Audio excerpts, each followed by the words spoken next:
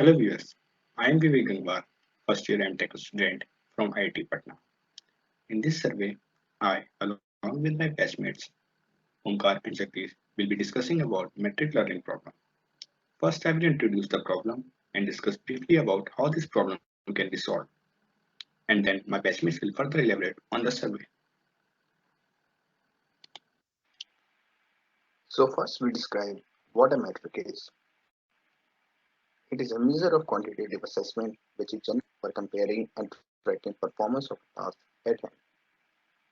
In mathematics, metric is some distance function which gives distance between two set of points or objects, and in turn we deduce the extent of similarity or dissimilarity between those set of points or objects. So why metric learning? Since we have defined what a metric is, so metric learning is concerned with learning a distance function that is tuned to a particular task at hand.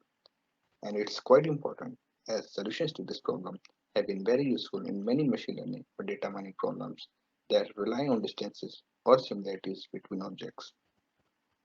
Consider the following image. Suppose for some classification purpose, we need to compute similarity or distances among pairs of images.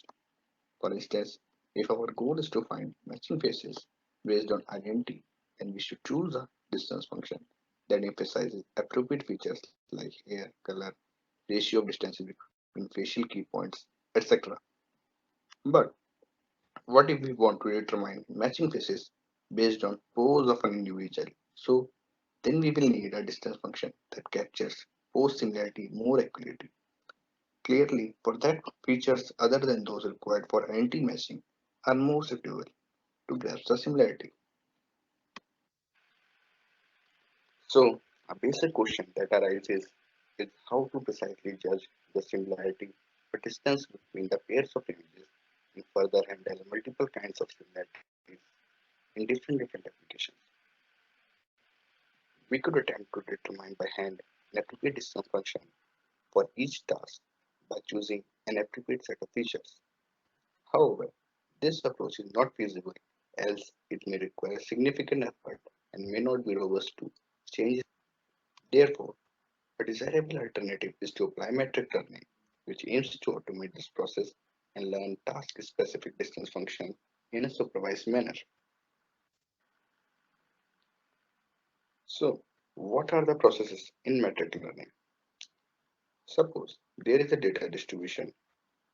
We take a data sample for training and feed it to the metric learning algorithm. Then a metric is learned from the trained data sample and which is further plugged into the metric based algorithm, which further outputs a learned predictor. It could be a classifier, a regressor, a recommender system, etc., which will predict the desired result. And hopefully, it performs better than a predictor induced by a standard non-learned metric.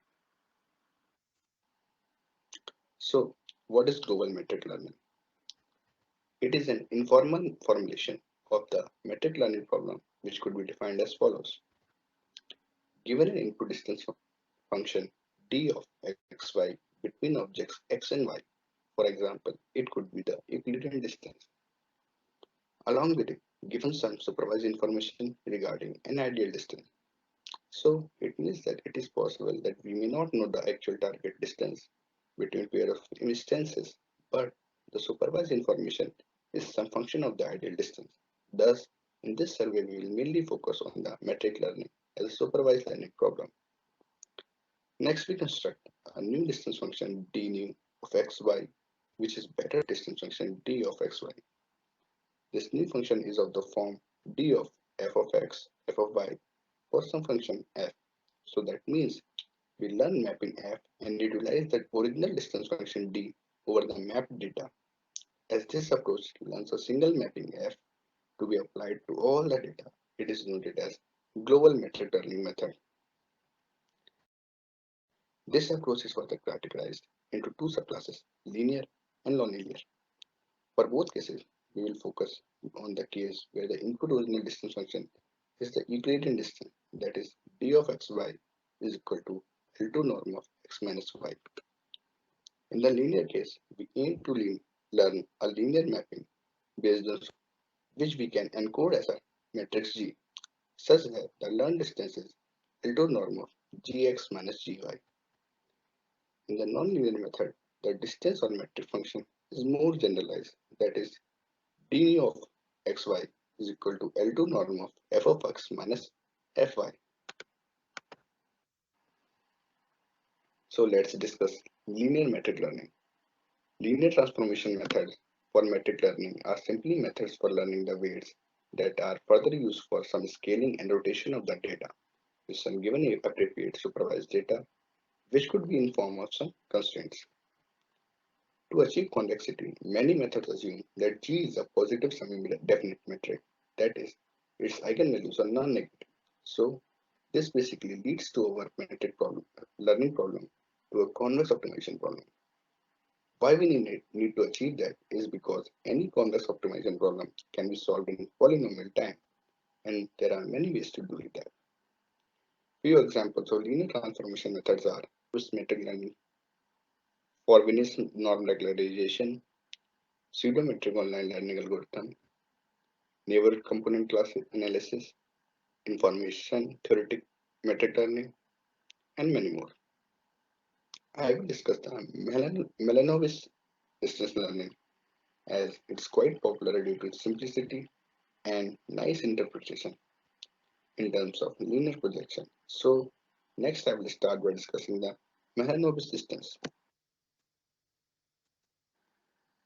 So what is Milanovis distance?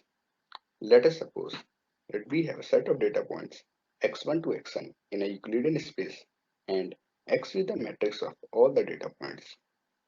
We will use the Euclidean distance as the canonical distance measure, that is L2 norm of x minus y is equal to square root of xi minus xj transpose into xi minus xj. The term originally refers to a distance measure that incorporates the correlation between features. So a Mahalanobis distance is given as follows, that is d xi minus xj is equal to square root of xi minus xj transpose into c inverse into xi minus xj, where xi and xj are random vectors from the same distribution with covariance matrix Sc. In many cases, the true unknown, and so a point estimate of the covariance, that is the sample covariance, is used. So what is the relationship between Euclidean and Mahalanobis? The Mahalanobis distance is closely related to data normalization or scaling, since it is known and understood that appropriate scaling of the data features is necessary before applying a distance function, such as a Euclidean distance. Let a random vector be whose mean and covariance are mu and sigma, respectively. We compute the normalized version of V as sigma raised to the power minus half into V minus U. So the Euclidean distance between two normalized vectors is given as following. Now, if we substitute the normalized version of Vi and Vj in terms of mean and covariance, we get the following.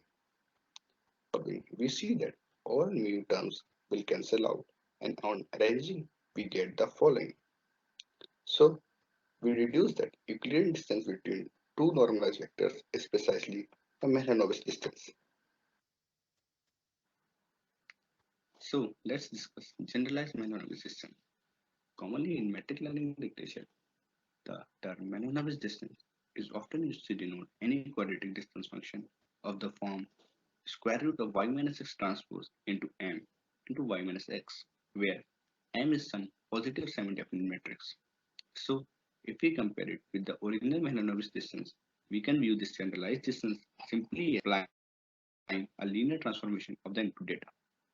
Note that if m is the identity matrix, we recover the Euclidean distance from above distance function, and since m is a positive semi-definite matrix, we can factorize m as G transpose G, where G is also a positive semi-definite matrix.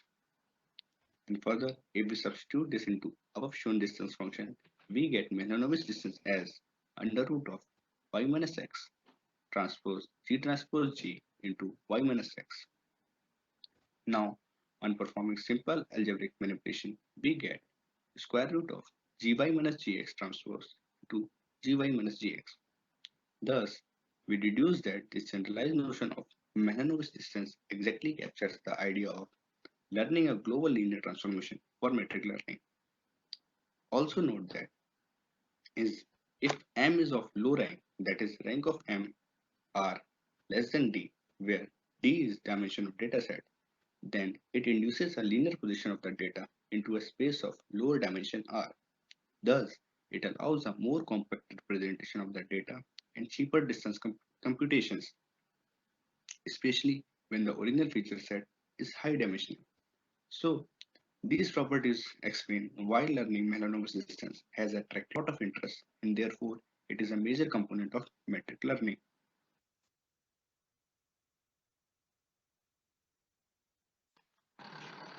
So, let's see general Mahalanobis metric learning. The goal is to adapt a pairwise real-valued Mahalanobis distance with respect to the problem of interest and use the supervised information given by training example. So, objective is to learn the parameter of metric, that is here positive semi-definite matrix M.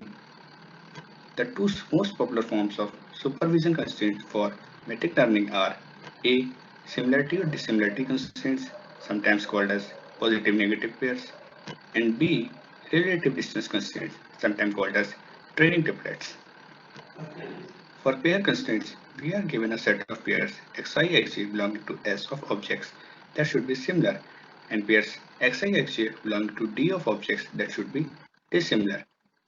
Typically, we want to ensure that for similar objects, Mahalanobis distance should be less than equal to some real value u, and for dissimilar objects, distance should be greater than equal to some real value L. For relative constraints, we are given a set of triplets xi, xj, xk belonging to R of objects such that xi should be more similar to xj than it to xk. So our metric learning algorithm basically aims at finding the parameter m of the distance such that it best agrees with these constraints. This is typically formulated as an optimization problem that has the following general form. Here, m hat is our optical parameter value learned for which we get global minima as it is a convex optimization problem. Therefore, any solution will be a global one. And here L is a loss function that incurs a penalty when training constraints are violated. And reg is some regularizer on the parameter m of the learned metric. And lambda is a regularization parameter. So, all state-of-the-art metric learning algorithms essentially differ by the choice of metric, which is we have taken Mahalanobis distance here, and the constraints applied, and what is the loss function used and regularizer used. Now, my batchmate Omkar will discuss further on this subject about nonlinear metric learning approaches.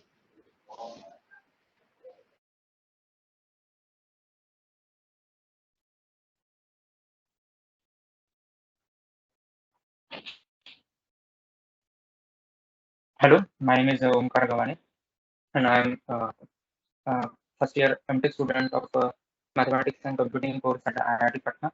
And today I'm going to give a presentation on a nonlinear approaches of metric learning. So the idea behind the nonlinear approaches is that whatever the data we have, it is not always possible to linearly separate the data. Separate the data. Therefore, we need a mechanism to transform the data into from a lower space to the higher dimensional space, and do the linear transformation there, and that's what the idea, and that's what the kernels of kernel that's what the advantage of kernels in HVM, and therefore we use the kernel method here. The main idea is the kernelization of a linear metric learning method, and when a kernel function given, it will induce a Hilbert space, that is the transformation into a higher dimensional space in which the linear metric can be learned by metric learning based on a kernel method. Some popular metric learning method based upon this kernel approaches is that the kernel discriminative component analysis, large margin component analysis, information theoretic metric learning, and definitely as we have a lot variations or various options of kernels, so the performance are affected by selection of a kernel function. So is it possible to use a somewhat mechanism similar to like a combination of this kernel. So yes, there is a method called MKL which proposes this technique only. That is the combination. We use a combination of a basic kernel. Yeah. So we propose a nonlinear metric learning method. The proposed optimization can be decomposed into a two subproblems. And the first problem is to learn a linear metric in a kernel space induced by a basic kernel in which we will learn a positive definite matrix. And the second problem is to learn a combination of a coefficient of a basic kernel to provide a proper kernel function.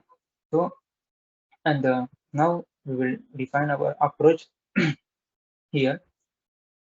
The first point here is the formulation of a nonlinear metric in our method is represented by a weighted linear combination of basic kernel. That's what I had said earlier. We will use a whatever the kernel method we will have, that is a various option. We will make use of a combination of them, and with this weightage and the weightage, actually the weightage is given because we had a lot of options. So it's definitely we need to give a weightage to the each and every one such that the desired result we will get, and the better linear combination can better reflect the relationship of a basic kernel and specific distribution of data. And the third point here is the optimization problem we define for a triplet constraint rather than adopting a triplet constraint rather than a pairwise constraint.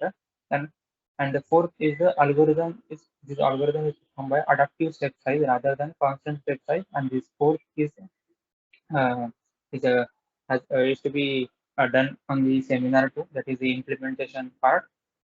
So we will definitely start with the Mahalanobis distance because we are learning, we are here to talk about the metric learning. And as Mahalanobis, all these metric learning approaches we have, they are actually based upon these Mahalanobis distance. So here, what the Mahalanobis distance is? So we define X is a vector consists of a set x1 to xn, and this x belong a subset of Rn, and this each xi is a belongs to Rd, and then the Mahalanobis distance for this is given by we are defining the Mahalanobis distance. So that is given by distance of xi is square root of xi minus xj transpose m xi minus xj, where M is a covariance matrix here, and Vivek has discussed in detail about this Mahalanobis system. And this M is what we are interested in that M, um, and where M is a symmetric positive semi-definite matrix, and this M can be therefore decomposed into a L transpose L, and as we have defined now a Mahalanobis distance. And but what we are solving here, we are here for nonlinear approaches. So definitely we will be using the function, kernel method, kernel. So we will define a kernel of xij, that is a mapping, and we define some map that is phi of xi, phi of xj, and definition of it is a phi of xi transpose into phi of xj, where xij belonging to x. So here this phi is a function that this kernel matrix A is a symmetric positive semi-definite matrix. So now with the rewritten Mahalanobis distance h is uh, can be written as a distance of phi of xi, phi of xj, and square root of this phi of xi minus phi of xj, the whole transpose and phi of xi minus phi of xj. Uh, Now, till now, what we had done, we had defined Mahalanobis system. We define a kernel function, and then we have substituted kernel function. So we have substituted kernel function and Mahalanobis, and we have rewritten the Mahalanobis system for a nonlinear approach. But what is difficult here is that we have defined this phi function as a very random one here, and it is difficult to find a proper mapping for phi. So one of the form is m is equal to eta of phi plus phi of x a phi of x transpose, and where a is a positive semi-definite matrix here, phi is identity matrix, and eta is a constant. So therefore, M can be replaced as a phi of x a phi of x into a into phi of x transpose M. And therefore, after applying the above result and taking square of this distance matrix, this distance uh, modulus distance, we got modulus distance in X space. So that's the correct term here, because we have transformed this modulus distance from into H space for the kernel for that kernel function. So this rewritten this squared modulus distance after applying this uh, substituting this m with phi of x into a into phi of x transpose will be as a phi of x minus phi of xj minus phi of xj transpose into phi of x a into phi of x transpose and this phi of x minus phi of xj. Now, if we will combine this phi of x, phi of x I, phi of x transpose terms, what we will get is the definition of kernel. So we will replace it with the kernel of I minus kernel of j whole transpose a into kernel of I minus kernel of j. So till now, what we had done till now is that we have transposed monodromy distance into a H space to define a kernel function, and then we substituted M with the one of the form we have written here, and we have rewritten the monodromy distance, and we have stored the term monodromy distance, and that's what the equation we got. But now, as I said earlier, we did it for one kernel, one basic kernel. But as I said in approaches, we will be interested in the combination of these basic kernels and combination that the weighted combination. So each kernel will be given some weight. So that can be written as a, and then the kernel function, the updated kernel function we will have as a kernel xi is equal to summation s goes from 1 to m. This mu s, that's the weight, and the ks xi that's the kernel, basic kernel we have. That's the various kernels we have. And VS is the weightage given to each kernel. And now, by using this linear combination of basic kernel, we'll now reduce the new representation in the kernel space into the basic kernel as follows. And that's what some complex equation we got.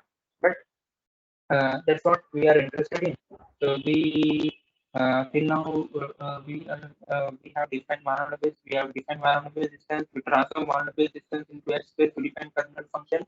And after defining kernel function, we substituted the covariance matrix with some one of the form, and then after replacing it with the one of the form, we will be here using a combination of the basic kernel, and after applying that weighted combination, that's what the monodromy distance in H space look like, and we denote it as a because we will be using this equation in the up next uh, slides. So till now, whatever the approaches I discussed, the point number 1 and 2 are done. That is the we done with the transforming monodromy distance into H space for combination of the basic kernels. Till now it is done. So now we will define our optimization problem with a pairwise constant. For a triplet constant rather than pairwise. We will define both pairwise and triplet constant now. I know that the Vivek has given us some idea about this, but I will define it again. That is, we have these labels y1 to yn, and that correspond to x. So in metric learning, there are usually two constants, pairwise constant and triplet constant. So in pairwise constant, what happens is that this pair that maybe XIJ belongs to same class, but they may not belong to same class. It means if they belong to same class, we are interested in making their distance as smaller as possible. If they are not belonging to the same class, we will be interested in their distance as larger as possible. So, and in triplet constant, it's a relative relation kind of thing where we define 3 points. We have 3 points xi, xj, xk, x, and here what we what the definition is that the xi, xj we want the distance between xi and xj is less than the distance between xi and xk. Or in a more informal sense, we want the x and xj points to be as closer as possible. That is, their distance must be very small, but xi and xk as far as possible. And depending upon this, the constraint problem we will define as a we will have this constraint problem. We will define with the letter T, xi is xk, and we want the distance between I and j to be as small as possible, and distance between I and k as large as possible. So distance between I j is less than distance between I k. So and definitely the distribution of the data plays a role here. Therefore, we define a T prime, and this T prime can be rewritten in as a distance ij is less than distance ij square is less than distance ik. That is a and that is gamma associated with that distance ik. Uh, so when learning horn-based distance, our goal is to minimize distance between input samples as its target neighbors, while keeping the distance between the input sample and target neighbors the same labels are smaller than the distance between input sample and its target neighbor is a different level. Target neighbors is a different label. So that's what I had said earlier in that triplet example, xi That is, we want the xi to be as closer as possible. Their distance will be very small. We want the xi and xk, that is distance between xi and xk, as far as possible, because they belong to the different class and ij belong to the same class. So therefore, we propose a linear supervised metric learning method as follows. So we define a optimized problem now for the pairwise, considering a triplet constraint. Sorry for so distance. The first term indicates that the distance between I and j as small as possible, and the second term suggests that the distance between I and j is less than the distance between I and j, and n of I is the neighbors of I. So we need to minimize this. Uh, minimize this and find a such that this will get minimized. This A is a positive definite matrix, and we again redefine our problem with the help of an indicator variable, and this indicator ij. The first indicator variable is the of ij is 1 if xj is a target of xi, and if it is 0, then xj is a not target of xi. And another variable is the yij. Yij is a yij is a 1 if x and xj have the same label. Otherwise, yij is equal to 0. And we'll then rewrite our equation by using model distance. We again rewrite this equation by substituting that indicator variables, and that's what the equation we got. And we are that's what the equation we are looking for actually. That's why and we call it as an equation 2. And here we only the distance ij square term. And if you can recall, we have calculated that distance I distance that is a mononomial distance in a H space. And we will what we will do here is that we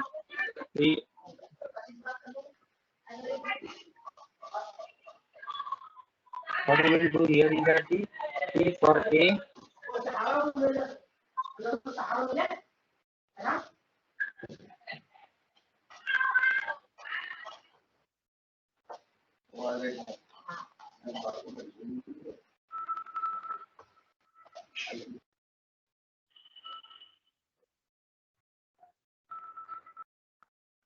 then by what we will do here is that we will this A is a positive definite matrix, and this A can be decomposed into Q transpose, and we will substitute this A Q transpose in equation 1, and the equation 1 will look like something like this.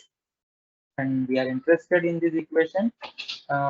We have derived this equation in previous slide, and now this d square term will substitute in both first the above equation 2, and the first part of equation 2. Now first term can be reformulated as a Now here, as you can see here, the first term can be reformulated as a when we substitute this distance, it will look something like this, where trace we have a 2t a trace of a k dh minus h into k transpose a, where dh is the diagonal of h into e, where e is the column vector with all elements 1, and tr is a trace of the matrix. And the second term can be formulated as a 2 into transpose k d c minus c k transpose a, where dc is the diagonal of c, c is equal to diagonal of e into e transpose minus y into e h minus gamma diagonal of he into e transpose minus y. And that's what we are we will now resubstitute this in equation 2, and the whole equation 2 now can be rewritten as this. And that's what our problem is. That's the optimization problem we have defined here. And the algorithm will be using a adaptive step size method and can be discussed in a next seminar for the implementation. And that's it for, set for the non-learning approach, non-linear approaches for a metric learning problem. And the application of this metric learning will be discussed by Jagdish. Thank you.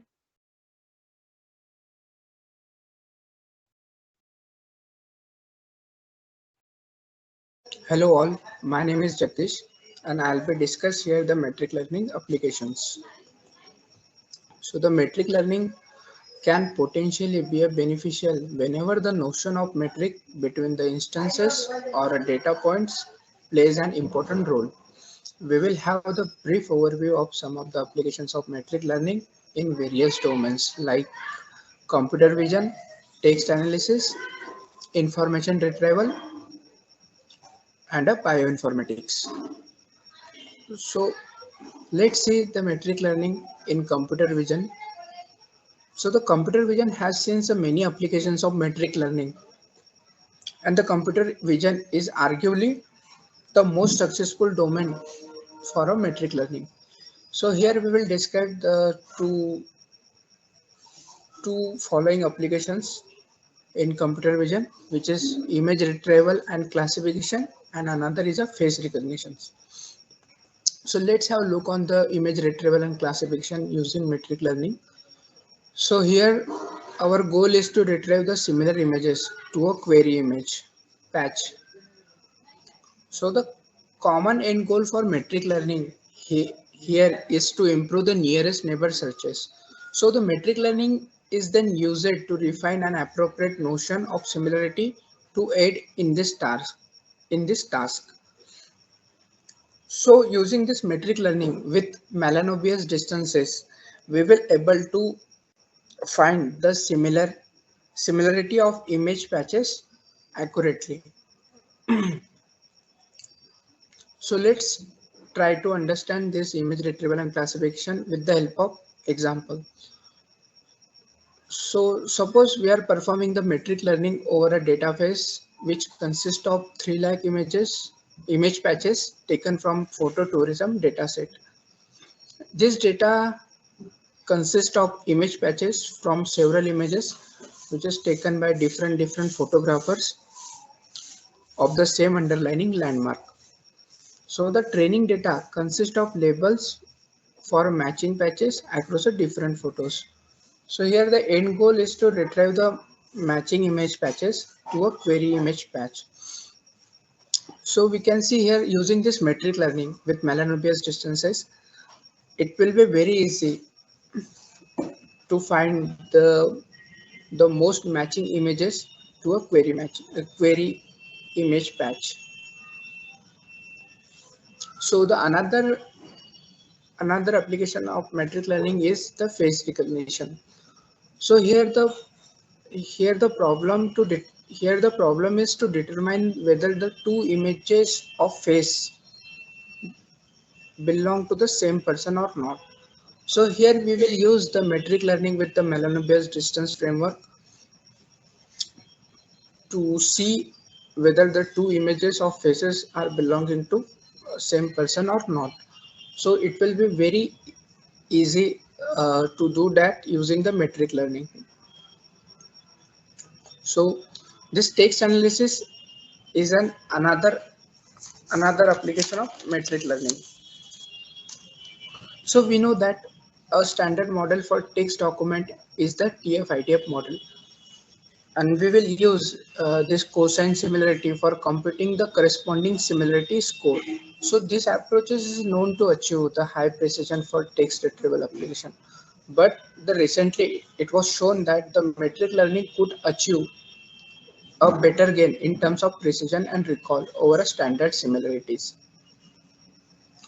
So you can see these two graphs. In graph A, we are using this classic 3 data set, and in graph B, we are using this news group politics subset data set. So here this Euclidean and LSA, that is latent semantic analysis, are our standard approaches, and this HDLR class means and HDILR class means refers to the two high dimensional metric learning algorithms. And over a graph, using this straight line, we are indicating this HDLR class means algorithm, and using this dashed green line, we are indicating this HDILR class means algorithm. And over x-axis, I am taking this recall, and over y-axis, I am taking this precision. So if you see this this graph carefully, we can conclude that using this HDLR class means and HDILR class means, that is the metric learning algorithm, using that we are getting the high precision and high recall using this on this both data set. Okay, so the precision and recall curves here, they indicate that the metric learning improves over the standard approaches. Yeah, with this I'll give here the final conclusion on this survey. So in this survey, we attempted to provide an overview of recent work in metric learning with focus on models and its applications. One of the primary goals of this survey has been to present a metric learning techniques in as a common framework as possible. We hope that the presentation has helped to unify the extensive literature to some degree. So the metric learning promises to continue to be a rich area of research, while in linear methods appear to be a fairly well studied and understood, but the non-linear methods continue to attract the new research and ideas.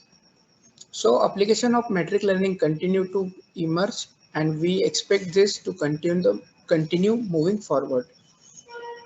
While metric learning has been used heavily for computer vision tasks, applications continue to emerge in biology, music, and multimedia. So ideally, such application will help drive further theoretical and algorithmic development for metric learning.